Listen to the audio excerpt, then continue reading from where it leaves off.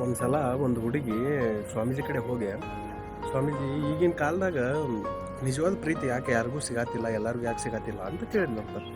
ಅದಕ್ಕೆ ಸ್ವಾಮೀಜಿ ಹೇಳಿದಂತ, ಒಂದು ಗಾರ್ಡನ್ಗೆ ಹೋಗು, ಗಾರ್ಡನ್ ಹೋಗಿ ಯಾವುದೋ ಒಂದು ಚಲೋ ಹೂ ಐತಲ್ಲ ಅದನ್ನ ಕಿತ್ಕೊಂಬ ಅಂತ ಹೇಳಿದ್ನು.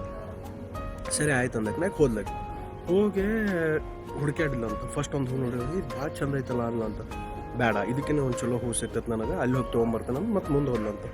ಹಂಗೆ ನೋಡಿರೋಂಥ ಇದಕ್ಕಿಂತ ಒಂದು ಚಲೋ ಸಿಗ್ತೈತೆ, ಇದಕ್ಕಿಂತ ಒಂದು ಚಲೋ ಸಿಗ್ತೈತೆ ಹುಡ್ಕೊಂತ ಹೋದಾಗ ಆಕೆಗೆ ಲಾಸ್ಟ್ ಅನಿಸ್ತಂತ, ಇಲ್ಲ ನಾ ಆಗಲೇ ನೋಡಿದ ಹೂ ಚಲೋ ಇತ್ತಲ್ಲ ಅದನ್ನ ಕಿತ್ಕೊಂಡ್ಬರೋಣ ಮತ್ತೆ ವಾಪಸ್ ಬರ್ತಾವಂತ.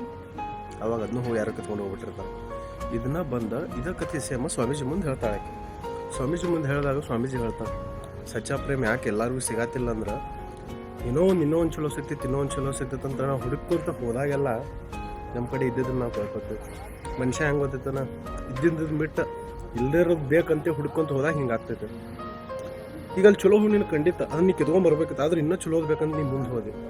ಸೊ ಮನುಷ್ಯ ಹೆಂಗಂದ್ರೆ ಇದ್ದಿದ್ರ ಮೇಲೆ ಕಿಮ್ಮತ್ತಿಲ್ಲ, ಆಮೇಲೆ ಅದು ಬೇಕಂತ ವಾಪಸ್ ಬಂದ್ರೆ ಅದು ಇರೋದಿಲ್ಲ.